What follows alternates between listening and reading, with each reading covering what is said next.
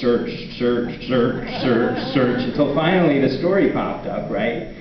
And there it was, the headline, "A Year Without Toilet Paper," and honestly, I was hurt. I was really hurt, and because I was earnest about what I was doing. And truthfully, it turns out that headline, it did cause this constant discussion about bathroom habits, but on the other hand, it did, I guess, if you want to talk about climate change, the best lead-in to get to talking about climate change is to talk about bathroom habits. Because everybody wants to know about it, and then you get an opportunity to actually talk about climate change. So, it did some good, too, as irritating as it is. But one time there was this BBC Radio 4 guy that was talking to me, and he was how like those British journalists, when they get a politician on the radio, they keep pressing the questions like, "I'm a British journalist, you can't get away without answering my question," sort of attitude that they have if you ever listen to the BBC World Service. And so he's like, "What did you use instead of toilet paper?" And I kind of said, actually this is a real issue because 6 football fields worth of trees are getting mowed down in the Amazon every minute. "I know, but what did you do about toilet paper?" Finally, I said to him, "Would your mother be proud of you for asking me this in front of millions of people? Because I know my mother would not be proud of me for answering you." And he finally shut up. I was so satisfied with myself. I will tell you this.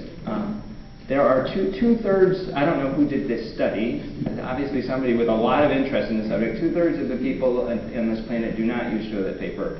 What they do is they wash. There are various systems for washing, and if you don't mind, I'm not going to go into the details of the system that I use, but washing is generally it. And those people who do wash consider what we do to be extremely disgusting. As somebody put it on my blog, would you rather wash it off or smear it around?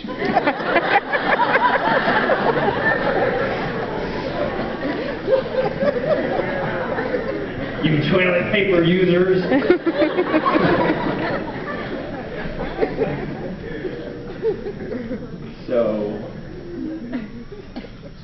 So look, I started out by saying that I'm worried, and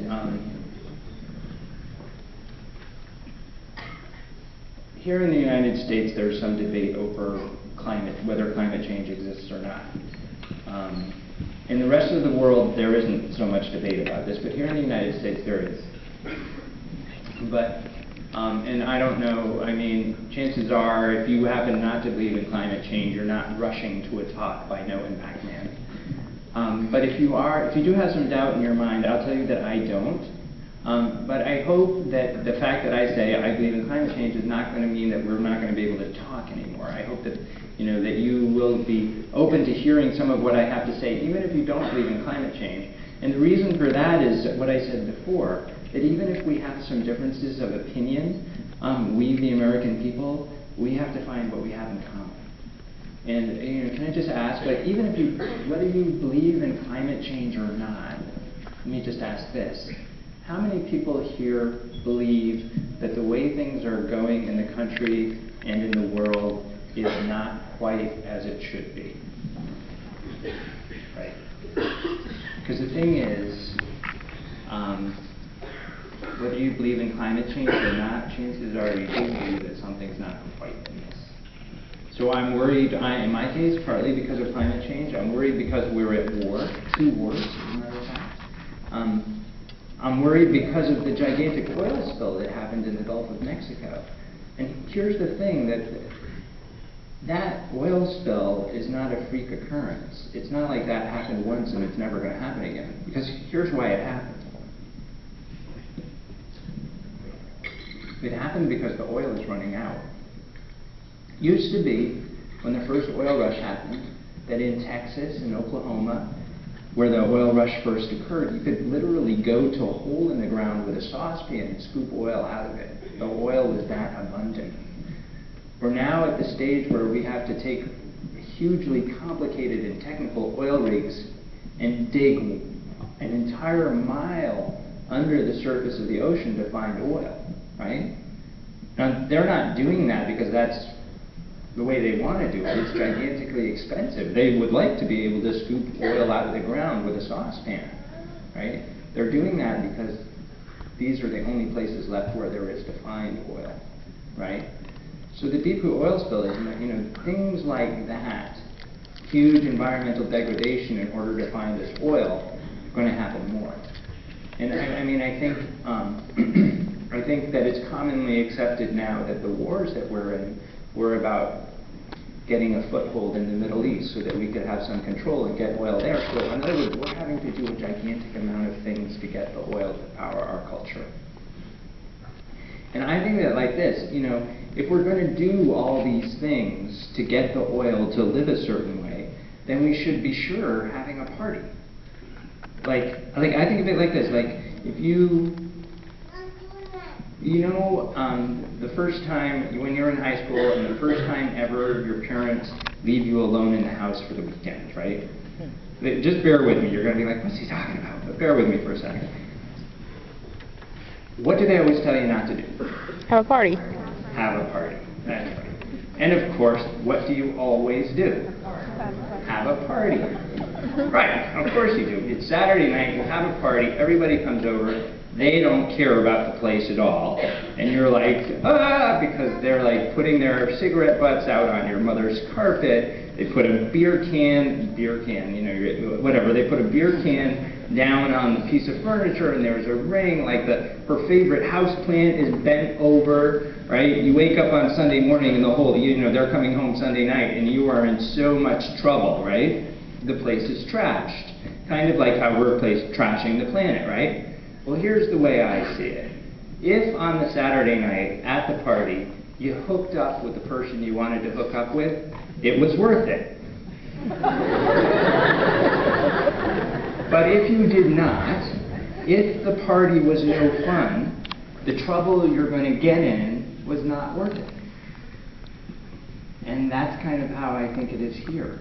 Like, if we could say that we were all in the kind of jobs that we wanted to be in, if we could say that the economy was not kicking us out of our own homes through the foreclosure crisis, if we could say that people in the global south all had access to clean drinking water, if we could say that we, the human race, are having a gigantic party, then it might be worth wrecking the place for. But part of what worries me is I don't think we're having a gigantic party. We're not as happy as we could be. So the question becomes, on top of everything, we're working so many hours that we can't spend time with the people we love. Many of us have spent, older than you guys, but gone through graduate school because they have wonderful ambitions for their lives, but when they finish their graduate school, they can't find a job in their chosen field, so they end up working for corporations or companies whose missions they don't even believe in, right?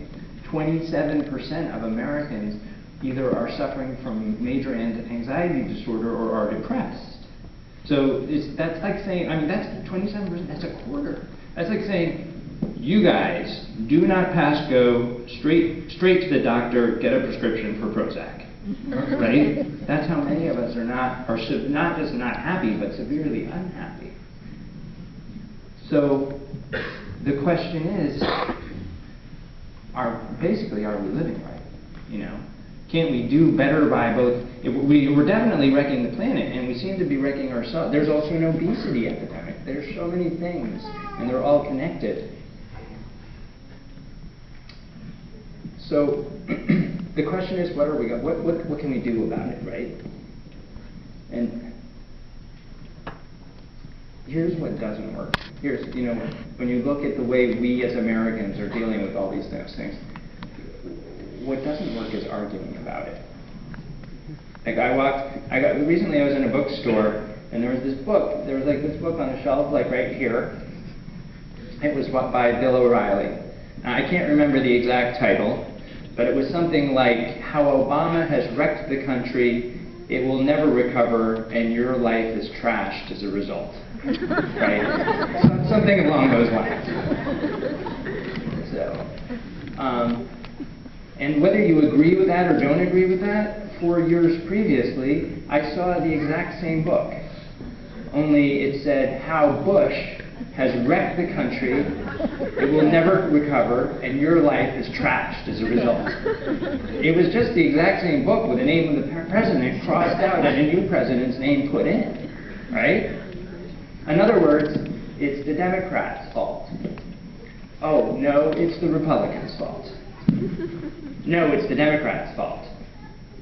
No, it's the Republicans' fault. No, it's the Democrats' fault. No, it's the Republicans' fault.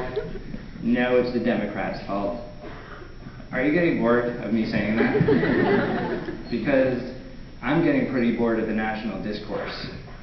It's pretty boring, right? No, finger point that way. No, finger point that way. No, finger point that way.